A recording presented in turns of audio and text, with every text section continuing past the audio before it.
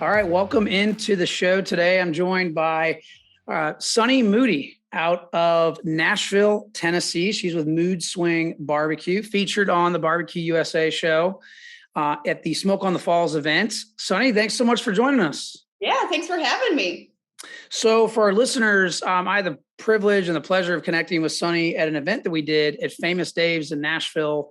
First part of July, it was kind of a test event, and it was fun. There was a lot of different things I've never done.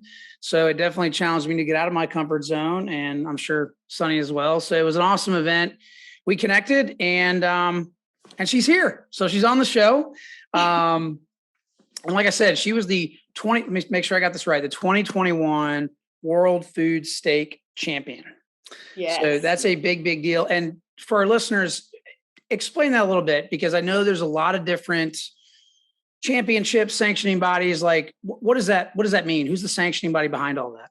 So World Food Championships is actually the sanctioning body behind it, but I had to win first place at a qualifying event, which happened to be an SCA steak cook-off. I won first place at one of the World Food Championship qualifying events.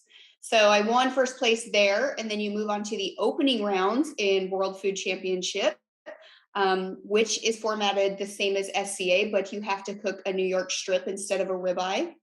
So I won first place in that, which took me on to the finals, because they take the top 10 in steak from the opening round and move you on to the finals. So then in the finals, you have a protein, which was filet mignon that you are provided, as well as an infused ingredient that you have to use, which in this case was a black garlic umami sauce. So you have to create a dish, a complete meal. So the filet mignon needs to be the star of the show. You need to use your black garlic umami sauce, and you have to create 2 side dishes to go with it in an hour and a half for 10 judges, along with a presentation. Wow. So it's a lot. It's a lot, because you actually have to write out your title, your description of your meal, and an X factor, which means basically what levels your dish up, a special technique, or if it's flavor profile, something that makes your dish unique and levels it up. So, and then you have to provide all the ingredients down to teaspoon on every single thing that you're using. So yeah, it's intense. Wow. Very intense, much different world that I'm used to on the KCBS, GBA side of things. And yeah, it's not just meat in a box anymore. It is. And it really, I really like that about the World Food Championships, is that it does allow you to be a lot more creative, which for me, I do struggle with. I have that very process-oriented approach, and yeah, I struggle with that, as evidenced by the fact that we finished DAL, dead, last in the All-Star Barbecue competition. So anyway, that's neither here nor there. Hey, there's a lot that goes into play, so don't discredit yourself. Fair point. Well, at least I finished in the top 10, right? So we got that going for us. There you go. So let's chat about journey, though. I love learning about the barbecue journey, because it is a journey. It's been a journey for me, and I know it's been a journey for you. How did this all start? What was the genesis behind this? And yeah, what was this path like?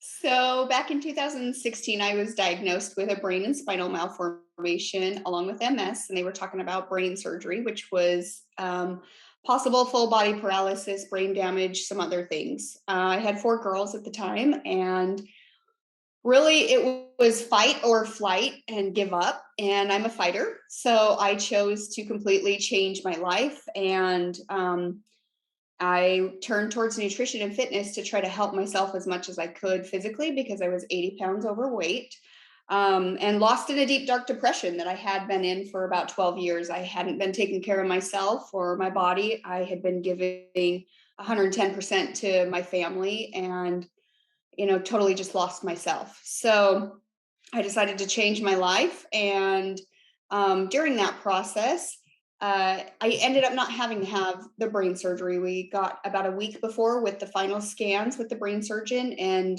it was just miracles. That's all I can say, because we looked at the 2, and I don't have any other words besides miracles. Do I still have the problem? Yes. I wasn't miraculously healed, But it is under control, and I control it with nutrition and fitness, and know how to control my flare ups and improve my circulation and things. But along that same time, I needed something to get my mind off of everything that was going on because it was very overwhelming. So my husband actually introduced me to barbecue because he had been on the KCBS circuit as a judge and was wanting to get into the competition field. So he built this huge reverse flow smoker, and we took a couple classes and jumped right into the professional division because we didn't have backyard where we lived at the time. So we jumped in, we placed in our very first comp, we walked in brisket, and of course you're hooked at that point. So Yep. that is how I got started in barbecue. I met amazing people. Along the way, it became a family, people that supported me through my weight loss journey and my fitness journey, and saving my life, and encouraged me in barbecue and to kind of step out of my comfort zone. And it got to a point where I was asking so many questions that they're like, Sunny, you need to compete against Jeff because you know enough. And I'm like, I can't do that. But we did. We actually ended up starting to compete against each other. And it's just kind of blown up since then. That is awesome. I love that journey. And so time frame wise, like what year, what was the time frame? Have you been doing this a couple of years? Has it been So longer than that? 2017 was when we started in 17. KCBS. I did my very first SCA competition in 18. They brought the very first SCA competition to Arizona, and Sterling Smith is the one that brought it there. And he was one of our really good friends and guys that encouraged me to step out of my comfort zone. And so we did his competition, and I was just kind of Jeff's sous chef at the time. And then on the second one, they're like, you're not helping Jeff, you're doing it yourself. And I'm like, I am. We moved in 2019 to Nashville. And so we kind of there were no SCA competitions in Arizona where we lived besides the one we did with Smitty. So when we got to Nashville, there's a million of them everywhere. Yes. And I competed in one, and that's the one where I took first place against 78 other people and winning myself into the World Food Championships as well. So cool. And as we're talking, I can see the SCA check behind you, which is awesome. And for our listeners, SCA. This is my trophies. Yeah, the trophy room. Waiting. Yeah. It's gonna have shelves. It's in the works. No, I love it. It's simple. It's effective, and no, that's fantastic. They're all on the floor behind me right now. That's right. Well, they're there though. They're there. So that's the most important thing. But I love the journey, and you hit the nail right on the head. And talking about the barbecue family, I've only been doing this for a short time. We've been very fortunate. We've been blessed to be, on the Food Network as a newbie team. We started in September, but right away I noticed, it's hard to really explain to people that don't do it, but it's a very welcoming community. And, I don't feel like I don't think I've ever been turned away when I've asked a question. Right. It's been awesome. I wish I could do 40 to 50 of these a year. But I can't yet. We're working on that. You'll get there. We're working. That's right. We're working on that. So, but I wanted to touch on another topic, and that was something that we chatted about briefly at the Famous Dave's All-Star Cook-Off. And that was, one of your passions. I could tell you were passionate about it because you lit up when you talked about it and you were smiling, was, really influencing and inspiring other women to get into the sport. Don't know if I can call it a sport. We'll call it a sport. It's a sport. It's definitely okay. The sport of competitive barbecue. So how's that process going? What are some of the hurdles you faced? And still face. Yeah. Facing. Yeah. Yeah. So being a woman in the barbecue world, there is a lot of challenges, but there are becoming a lot more of us. And we want to see other women out there. And there are so many men that are actually super supportive of it. I wouldn't be where I'm at today without the barbecue family and my barbecue brothers is what I call them, that have encouraged me to just continue to pursue this and to fight the negativity, you know, that comes out of it, because you are a woman, you are in the barbecue world, but guess what? There's a lot more people that are welcoming than the naysayers. It's also awesome because you can feel confident in your backyard, you know, whether you're starting out just on a pellet smoker or a charcoal grill or a little teeny offset smoker or something. It lights a fire in you. I mean, it's something that you can learn and grow from, and be a barbecue hero in your backyard. And then once you're comfortable, I've helped a few women that I absolutely love just overcome their fear of competition. And there's many different forms of food competition that you can get into, whether that's KCBS with the all four meats, which is ribs, chicken, brisket, and pork, or SCA, which is just steak. But you don't even have to do the steak. You could do the ancillaries, which are creativity. So, you know, I mean, there's a wide variety. You could do desserts, you could do soups, there's burgers. I mean, there's appetizers. Like, they have different ancillaries all the time. So if that's what you're passionate about, I mean, there is a way for you to get into food sport. GBAs, Georgia Barbecue Association, which is all pork. Those are super fun too if you really like pork or you're down in that area. Florida Barbecue Association has some fun things too. And the World Food Championships. I mean, I truly love the World Food Championships. It's probably my favorite organization. And here's why. You have competitive professional teams, you have trained chefs, and you have home cooks that are all coming together to compete for a title in whatever category they want, whatever category they have won in. So there's 10 different categories, you know, seafood, soup, dessert, barbecue, there's steak, which I'm the reigning world champion. There's a bunch more that I can't even think off the top of my head, but there's 10 of them. There's 10 categories. So you can find something that you're passionate about and just start there. Start with those competitions. And then if you want to get into grilling or barbecue, you can expand from there. And anybody who wants to, I mean, can reach out. I am very willing to help. I don't have secrets because I have been helped so much. It's a matter of, I can give you all the information, but you still have to master the cook. So there's no secrets. I love that, because that, you know, one of the things I noticed early on is, you know, I'm much like yourself, and that is outspoken and very willing to share.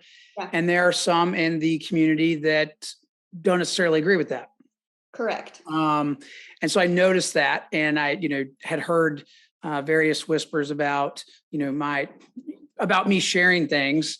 And it, you know, at the end of the day, to your point, it's the last 10 or 15 minutes before turning, right? It's the technique. It's those last 10 minutes before turning that really make all the difference. And I think a lot of folks that aren't in the food competition arena don't really understand that. They think they can just, you know, get a line by line recipe with, you know, temperatures and ingredients, you name it, and think they can duplicate that. And it's just not, it's not the case. It really isn't. And I don't know how else to explain it other than you need to be cooking over a fire. you need to be cooking. Like, you just need to do it a lot. Yeah, you have to have a lot of practice. I mean, you know, whether it's chicken or brisket's hard for a lot of people to nail. You know, ribs, reaching the perfect tenderness and not drying them out. Pork, you know, can become too mushy, or you can use the wrong flavor profiles. Now, me, on the other hand, I've won enough that I'm to the point where I actually like to step out of the box and I like to try new things, because I don't feel like we should have, you know, 15 Sunnies turning in the exact same thing, because then it becomes boring. Like, why not try, you know, a different flavor profile? Why not try something new? Give the judges something new, because there is not one specific way that you have to flavor your barbecue. Barbecue it's food and live fire cooking. It's not the focus of one flavor profile. That's a great point. And sometimes I know I got caught up into the whole cooking for the judges, and then you're basically, before you know it, you're cooking to a certain profile all the time, and it does get boring. You know, it's redundant.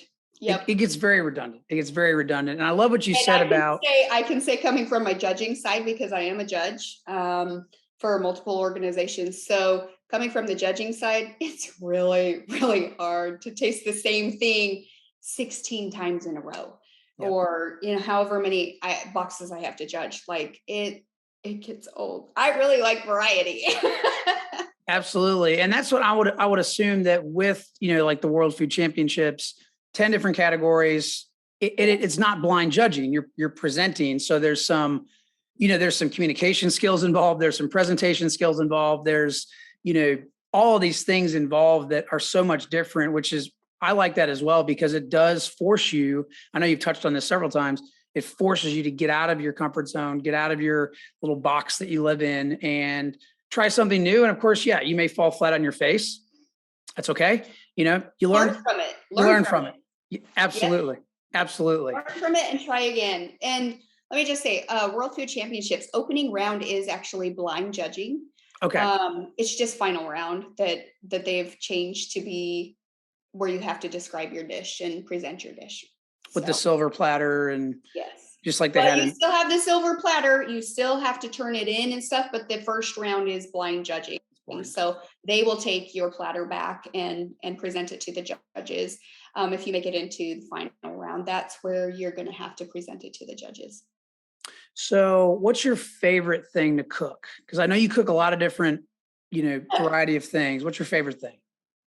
Honestly, it's probably brisket or ribs. Yep. I mean, I'm known for steak. I'm known for beef. Yeah, that's great. But I really, truly love the low and slow cook of brisket. It's really relaxing to me. I like to do it on an offset smoker. I like to tend the fire. Mm-hmm. I like to control how much smoke, how much, wood flavor I'm getting on my brisket. And I just enjoy the entire process because it's, 14, 16 hours of just tending to that piece of meat to create the most delicate, buttery, melt in your mouth piece of meat. And for our listeners, so you've got a reverse flow offset smoker, correct? We actually sold that one. So now I have Goldilocks, which is she's just an offset. Just a traditional offset. Yeah, she's a traditional offset.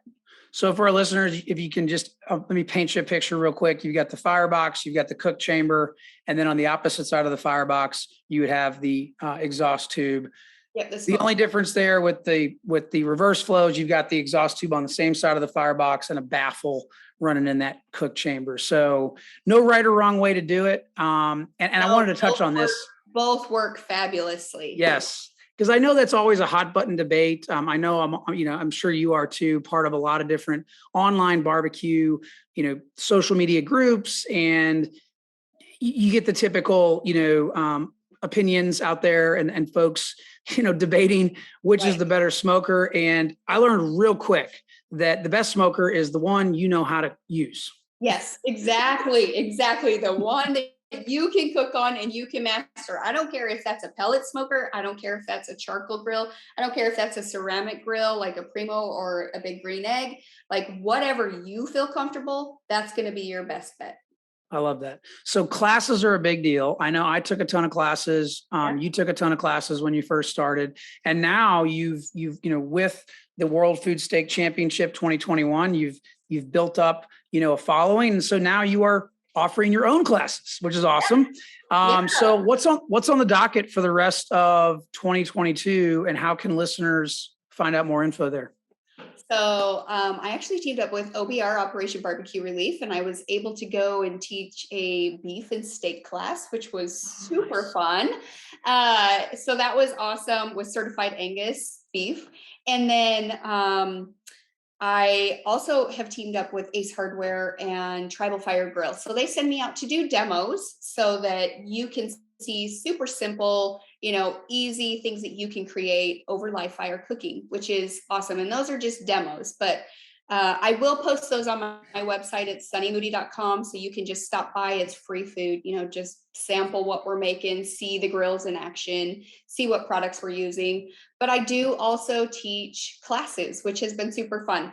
I go and teach a lot of different classes. So a full-on competition steak class, I teach a backyard three-way steak class so that Oh, you cool. can, yeah, so you can see three different ways to master steak in your backyard and become a backyard barbecue hero. And I do sides with it as well. And then I also do a full menu backyard barbecue class. And sometimes I will join forces with other friends or competition cooks, such as Bob Trondak and Mo Cason, or I'm teaming up with Richard Fergala, Fergalicious, and Yep. he is teaching brisket and I'm teaching steak. And then we're teaching a full menu class as well. So yeah, there's a lot of classes going around and it's going to be Love that. super fun. I'm pretty much booked through November because I am going back to World Foods and defending my title. So Absolutely. And that's going to be fun to watch. I don't know if that's going to be streamed or televised, but I'm um, assuming it will, but we will see. But come absolutely. out. Even at that one, I'm teaching a 2-hour beef masterclass. So I'm breaking down a whole prime rib roast and showing you the different cuts of beef. We'll talk about the ribeye cap and we'll talk about rib eyes and a prime rib and all the different muscles and everything that goes into it. So yeah, there's Love lots that. of different opportunities and you can buy tickets for all these different things. And if you have any questions, I mean, feel free to reach out to me. I don't have a problem sharing information or knowledge. Absolutely. And, Sunny is extremely active on social media. She's got a fairly large following on Facebook. I'm assuming Instagram as well. And again, all that info, the class info for our listeners, you want to find out more about it, is on our website, sunnymoody.com.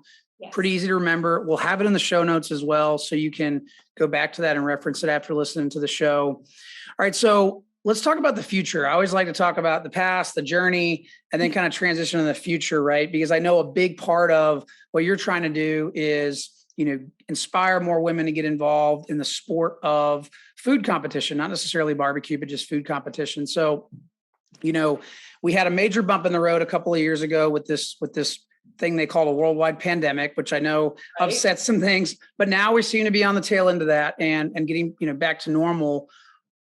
Let's talk about the next couple of years, and in your opinion, where do you see, the food competition industry, if I can use that term? Where do you see that going? What kind of trends do you see? Ooh. Honestly, I think more people are going to start getting involved. I hope to see more people getting involved. It's kind of an outlet. It helps you learn skills and master your skills, which I do have 4 daughters and they compete as well. So I'm helping inspire the next generation too, because it is a sport. Maybe some kids are not interested in doing athletics, but they do love cooking. So this is something that they can excel in. I was the keynote speaker at the NBBQA, the National Barbecue and Grilling Association conference, and they had high school teams come in that actually compete in Texas for a state championship, and they compete in all 4 meets. So it is becoming more popular, and we want to continue this trend to see the youth and the younger kids carry this on. And it doesn't necessarily need to be, just one way, like you and I talked about, just one way. We want to see their creativity and see what they come up with and see how barbecue expands and grows from it. So, I do want more women involved, and Robin Linder's Grill Girl and I and Brooke from the Shed, and we're actually teaching an all women's class coming up in a couple months. Awesome. So I will share that on my website for any woman that is interested in coming to that. It's going to be in Florida. So we're going to have a whole bunch of fun there and teach you a lot. And it's taught by all women. So women grillers. So it's going to be a blast. Yeah. I hope to see the food sport continue. Mo, my good friend, he's on Discovery right now, and he's traveling around the world showing you that barbecue is not just one way. Right. It's live fire cooking in a million different ways. I mean, in any country, you can cook over live fire and consider it barbecue. It's Right. just their version of barbecue. So, yeah, there's not just one way, and I hope that more people will get involved and love it. I love that. And, it's not just a community, but it's like you talked about, you've got your 4 daughters who are cooking, in the same competitions with you. You've got the kids competitions, which I absolutely love. My 2 boys they're hooked on that. They've done 2 already. Yeah. And I really think that for the health of the sport that, more family, more kids need to be involved, because if it's just hey, dad's going, or mom's going on a weekend and won't be back until Sunday type of thing.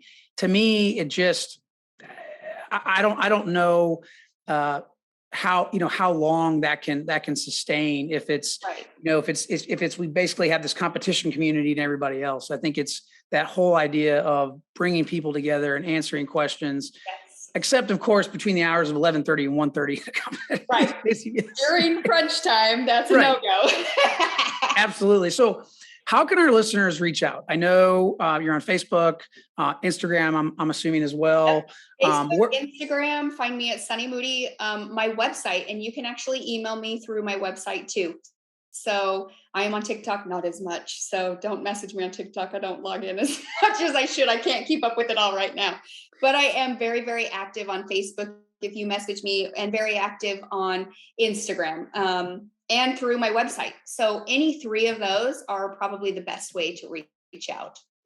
One thing you'll also notice too, if you connect with Sunny on Facebook and Instagram, she's got a lot of inspirational leadership type posts, deep stuff, sometimes, which I love. It's more than just, hey, here's my steak, or here's my, so it's really good stuff that really gets you to stop and think about, what you're doing with your life. And so I think it begs the question, right? If we think about legacy, because I love talking about legacy, because it's important to me, and I feel like it's important to you, just based on what you're trying to do and how you're trying to inspire others. But if we fast forward 100 years, Yeah. what do you want your legacy to be? I just want to be able to inspire people. Like, that is my goal. I want people to step out of their comfort zone and overcome fears and challenges that you may have, because we're all going to face them. And to be able to overcome those and experience new things and feel confident in yourself and what you're doing. It's the most incredible feeling. So I just hope to be able to help others overcome their fears or challenges and help them come to a place of confidence. I love that. Inspire, Yes. build up confidence, educate. That is awesome, awesome stuff. And as we wind down the show, I always like to chat about and help those at home cooks.